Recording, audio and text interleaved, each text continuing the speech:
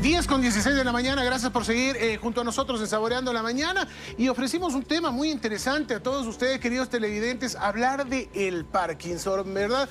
Hemos escuchado muchísimos casos de algunos artistas reconocidos, quizá de casos cercanos, de amigos, de familiares. Desconocemos de qué es lo que sucede, en nuestro cuerpo cuando se presenta esta enfermedad.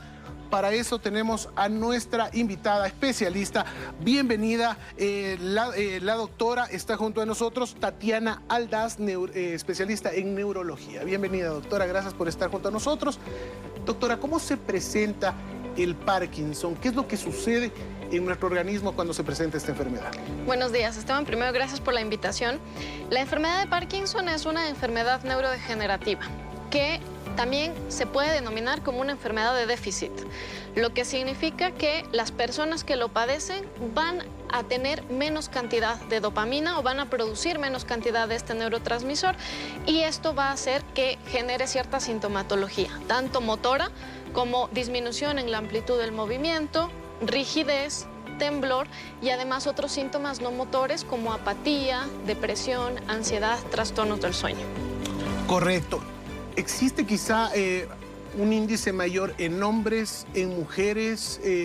¿Cuáles son las señales de alerta? Quizá en alguna edad en particular empiezan ya a presentarse señales de preocupación. Hay un pequeño porcentaje más en hombres que en mujeres. Más o menos es relación de 1.2, 1.5 hombres por cada mujer que lo puede desarrollar. Generalmente esto es una enfermedad que se ha relacionado con la edad, por lo tanto hay que estar más alertas en pacientes mayores de 65 años, aunque tenemos también casos que se denominan Parkinson tempranos o incluso juveniles que se presentan entre los 30 y 40 años de edad. Lo más relevante que la gente suele relacionar con la enfermedad de Parkinson es la presencia de temblor. Pero yo diría que principalmente puede haber una alerta cuando tengan una lentitud o una disminución en el movimiento tanto de sus brazos como de sus piernas. Correcto. El caso quizá más visible que hemos tenido es el caso del actor Michael J. Fox, ¿no? Él incluso ha trabajado muchísimo en el tema de hacer donativos, de trabajar muchísimo en el estudio. ¿Cómo ha avanzado en los últimos años el desarrollo de la tecnología para quizá tratar de controlar un poco la enfermedad o en general el avance tecnológico para mejorar la vida de los pacientes? Bueno, en la enfermedad de Parkinson tenemos mucho desarrollo. Va avanzando a pasos agigantados gracias también a uno de los contribuyentes principales que es Michael J. Fox. Él tiene la Michael J. Fox Foundation. Dentro de lo nuevo que tenemos está, por ejemplo, tratamientos avanzados para la enfermedad de Parkinson que se usa para pacientes en estadios ya de sintomatología moderada severa que no responden de forma tan constante a la medicación como en los estadios iniciales. Ahí tenemos, por ejemplo, la estimulación cerebral profunda o DBS, Deep Brain Stimulation, y en eso también se ha avanzado. Ahora ya tenemos estimuladores que se autoprograman con ciertas ondas de la corteza cerebral. ¿Cómo se determina quizá que existe un inicio de esta enfermedad, un diagnóstico temprano? No sé, ¿existe algún factor genético, hereditario? Eso primero. Y segundo, ¿cómo se hace un examen para determinar alguna condición o que algo está pasando ahí, que hay un riesgo, que se está iniciando una enfermedad? Bueno, primero que la mayoría de pacientes con enfermedad de Parkinson tienen un Parkinson esporádico. Lo que quiere decir que le puede dar a cualquier persona con ciertos factores tanto genéticos como ambientales. Ya hay un pequeño grupo de personas, sobre todo aquellos que desarrollan la enfermedad a temprana edad, que sí tienen un componente genético y hereditario mucho más importante. Ahora, para esas personas, si es que hay sintomatología de lentificación en el movimiento, rigidez, disminución en el arco motriz, es decir, que no alcanzan a extender completamente una extremidad, eso sería una de las cosas más llamativas, y obviamente ciertas personas que tengan movimientos anormales o temblor. La detección y el diagnóstico por el momento sigue siendo clínico, es decir, una persona, específicamente neurólogo y más si es especializado en Parkinson, es quien le va a dar el diagnóstico, porque el diagnóstico clínico y no con imágenes ni laboratorios tiene una certeza del 89 hasta el 95%. El Parkinson es totalmente un tema de movilidad, solamente motor, no afecta la parte cognitiva del paciente, es solo motor de movilidad. No, el Parkinson tiene sintomatología motora y no motora. El Parkinson al inicio puede tener la sintomatología motriz, puede ser la más llamativa de todas, pero con el tiempo también se pueden desarrollar otros síntomas no motores, que pueden ser psiquiátricos y pueden llegar a ser cognitivos. No necesariamente todos los pacientes con Parkinson van a tener demencia por enfermedad de Parkinson, pero un porcentaje cercano al 20%. A medida que tienen más años con enfermedad de Parkinson, pueden tener ese riesgo. Pero sí hay que diferenciar de otras enfermedades degenerativas cuya característica principal es la demencia. Por ejemplo, la enfermedad de Alzheimer, su característica principal es la demencia. El Parkinson, su característica principal es un trastorno del movimiento hipocinético, es decir, disminución en el movimiento.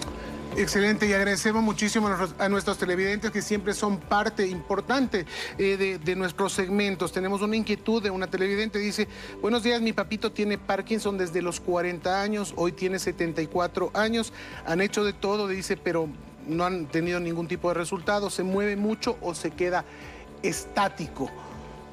Bueno, con tantos años de evolución de Parkinson está en un estadio avanzado.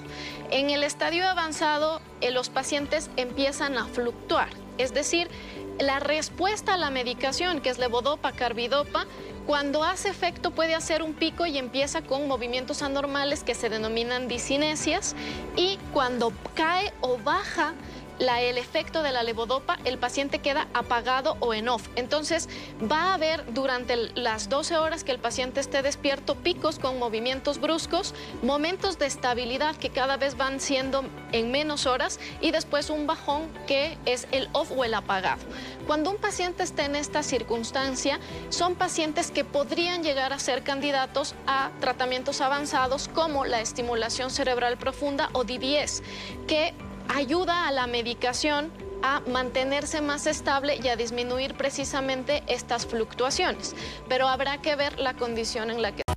Muchísimas gracias a María Augusta por esa nota, y es que sí, muchos famosos han sido y son todavía voceros de esta condición que padecen muchísimas personas en el mundo. Retomamos junto a nuestra invitada y tenemos otra inquietud de una televidente. Dice: buenos días, tengo una inquietud, me diagnosticaron hace unos 10 años temblor esencial. ¿Eso puede ser un antecedente para Parkinson? Parkinson, tengo 45 años y en efecto mis manos tiemblan mucho y mucho más si hay estrés, y yo me uno a eso también. Yo tengo mucho temblor cuando estoy demasiado estresado y uno a veces piensa, ¿podría estar vinculado a esto? ¿Qué puede pasar, doctora? ¿O esto simplemente puede ir asociado del estrés, de la tensión? Bueno, el temblor esencial es otra condición, es otro trastorno del movimiento, es otro tipo de temblor. No es una enfermedad degenerativa como la enfermedad de Parkinson. Hace picos en décadas de la vida, es decir, uno lo tiene prácticamente desde que nace o desde que uno es niño, pero va haciendo picos en el que el temblor incrementa, por ejemplo, entre los 30, 40 años, después entre los 50, 60 años. Esto no necesariamente va a dar un riesgo de tener enfermedad de Parkinson porque es una condición diferente, que va a ser picos o va a exacerbarse el temblor en situaciones de estrés, angustia o expectativa. Expectativa es, por ejemplo, voy a tener una entrevista, entonces voy a tener un poquito más de temblor porque va a salir en televisión, por ejemplo. O tengo que dar un discurso o un brindis y la copa empieza a temblar. Ojo que el temblor esencial, cuando llega a interrumpir actividades básicas o es parte de nuestro trabajo tener motricidad más precisa, como por ejemplo si uno es cirujano, odontólogo o trabaja, por ejemplo, con electrónica, uno puede tener tratamiento farmacológico y disminuir la frecuencia y la amplitud del temblor esencial, pero también cuando ya es muy severo tenemos otras técnicas avanzadas como el HIFU y también el estimulador cerebral profundo cuando el caso es severo. Excelente, justo lo que, jefecita, justo lo que nos decía, ¿no? Que pueden ser estos temblores esenciales, un tema de estrés también en ciertos casos, pero yo creo que como para ir cerrando, doctora, ¿cuáles serían entonces los signos de alerta que quizá ya deberíamos tomar en consideración con nosotros o con algún familiar ya para hacer una consulta con un especialista de Parkinson, en este caso en neurología? ¿Qué podría ya llamarnos la atención para buscar esta ayuda? En general, si una persona tiene temblor y este temblor le molesta, es importante acudir a un neurólogo, más a un especialista en trastornos del movimiento, para poder distinguir qué tipo de temblor tiene. El más común es el esencial, pero también hay otros tipos de temblor. Llegar al diagnóstico en estos pacientes ya es bastante. Por otro lado, cuando ya nos enfrentamos a un cuadro clínico clásico de enfermedad de Parkinson, sería que si una persona adulta mayor empieza a presentar un temblor que antes no tenía o una exacerbación de su temblor que él previamente presentaba, y sobre todo empieza con alteraciones en el equilibrio, alteración en la marcha, disminución de su capacidad, por ejemplo, para motricidad fina de llevarse la cuchara a la boca, empieza a verse lento, tienen que acudir inmediatamente porque con tratamiento se mejora la calidad de vida del paciente y se evitan complicaciones. Muchísimas gracias, doctora. Creo que ha sido absolutamente claro. No alertarnos demasiado, pero nunca está de más esa consulta preventiva para que se determine cualquier tipo de problema que pueda existir, para que usted pueda tener esa tranquilidad, descartar cualquier cosa. Así es que aquí están los especialistas para darnos esa oportuna ayuda. Muchísimas gracias, doctora.